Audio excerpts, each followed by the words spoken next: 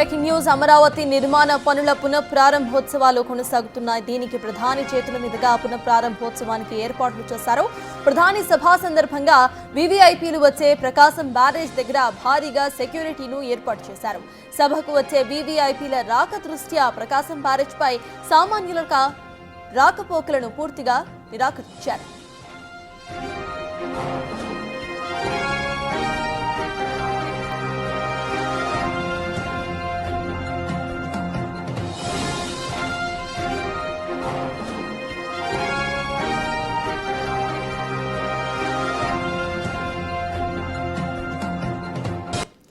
అమరావతి నిర్మాణ పనుల పునఃప్రారంభోత్సవ సభకు వీవీఐపీలు ప్రకాశం బ్యారేజ్ రోడ్డు ఉపయోగిస్తూ ఉండగా అక్కడ కంప్లీట్ గా స్థానికులకు నో ఎంట్రీ బోర్డును పెట్టారు. దీనికి సంబంధించిన పూర్తి అప్డేట్స్ మా ప్రతినిధి సాయి శంకర్ అందిస్తారు.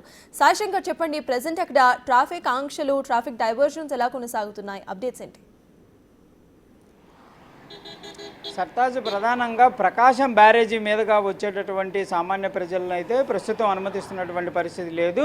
ఓన్లీ 2 వీలర్ వాహనాల వరకు మాత్రం కొన్ని అనుమతిస్తున్నారు. ఎందుకంటే ఇది కూడా పూర్తిగా మరికొద్ది సేపట్లో బ్లాక్ చేసేటటువంటి పరిస్థితి ఉంది. 4 వీలర్ వాహనాలను మాత్రం రాణిస్తున్నటువంటి పరిస్థితి లేదు. పూర్తిగా సామాన్య ప్రజలంతా కూడా ఇటు ప్రకాశం బ్యారేజీ నుంచి డైవర్ట్ అయ్యి వారధి మీదగానే విజయవాడకి విజయవాడ నుంచి తాడేపల్లి వెళ్ళాలనుకునే వాళ్ళంతా కూడా వారధి మీదుగా వెళ్ళాలనే విధంగా చెప్తున్నారు. ప్రస్తుతానికి 2 వీలర్లు మాత్రమే అనుమతిస్తున్నారు. మరి కొద్దిసేపట్లో వాటిని కూడా ఆపివేస్తామనే విధంగా కూడా అధికారులు చెప్తున్నారు.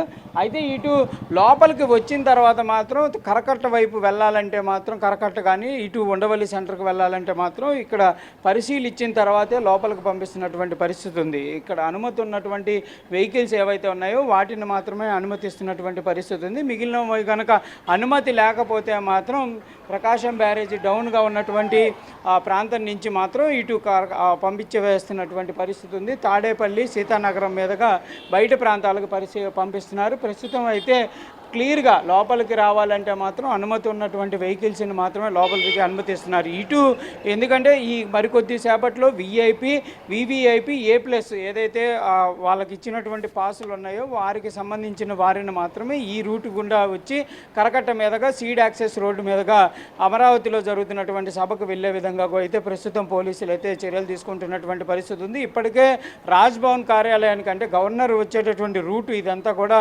క్లియరెన్స్ ఉంది కాబట్టి రాజ్భవన్కి సంబంధించినటువంటి ట్రయల్ రన్ కూడా 2 సార్లు నిర్వహించడం జరిగింది.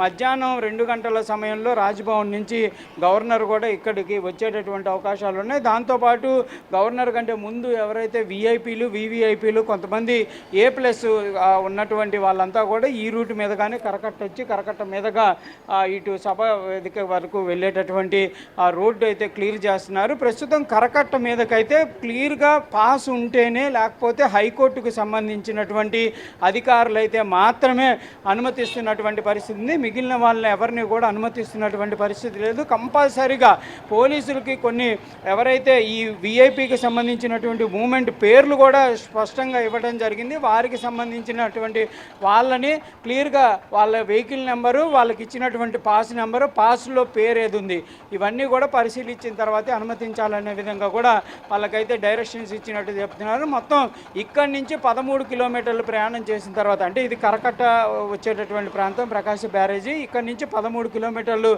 ప్రయాణించి సీడ్ యాక్సెస్ రోడ్డు మీదుగా మందడం మీదుగా సభా ప్రాంగణానికి వెళ్ళేటటువంటి రూట్ ఇదంతా కూడా పోలీసులు అయితే క్లియర్గా డైవర్ట్ చేస్తున్నటువంటి పరిస్థితి ఉంది. ఎవరిని కూడా కనీసం ప్రస్తుతం చూడొచ్చు పోలీస్ అధికారులు ఎవరైతే ఉన్నారో వాళ్ళని కూడా కంపల్సరీగా అనుమతి ఉన్న తర్వాతే లోపలికి పంపిస్తున్నటువంటి పరిస్థితి ఉంది. అనుమతి లేకపోతే మాత్రం ఎవరిని కూడా లోపల అనుమతించట్లేదు. కొంతమంది ముందుకు వెళ్ళినా కూడా వెనక్కి పంపించేస్తున్నారు. 2 వీలర్ వాహనాలను కూడా వాళ్ళు వెనక్కి తిప్పుకొని మళ్ళీ ప్రకాశం బ్యారేజ్ మీదుగా వెళ్లాల్సినటువంటి పరిస్థితి అయితే కనిపిస్తుంది. ప్రస్తుతం వీఐపీలకు సంబంధించి ఎవరైతే ఎమ్మెల్యేలు కానీ లేకపోతే మిగిలినటువంటి వాళ్ళు మాత్రం దీని మీదుగా అనుమతి ఉన్న వాళ్ళని మాత్రమే లోపలికైతే అనుమతిస్తున్నటువంటి పరిస్థితి ఉంది. ప్రస్తుతం ఎమ్మెల్యేలకు సంబంధించినటువంటి వాహనాలను కూడా చూడొచ్చు. వారికి సంబంధించి కేటాయించినటువంటి కేటాయింపులు ఏవైతే ఉన్నాయో పాసులను క్షుణ్ణంగా పరిశీలించిన తర్వాత అనుమతిస్తున్నటువంటి పరిస్థితిని మనం చూడొచ్చు. కంపల్సరీగా పాస్ అనేది మానిటరీగా ఉంది. ఎమ్మెల్యేలు ఉన్నా కూడా పాస్ను చెక్ చేసిన తర్వాత మాత్రమే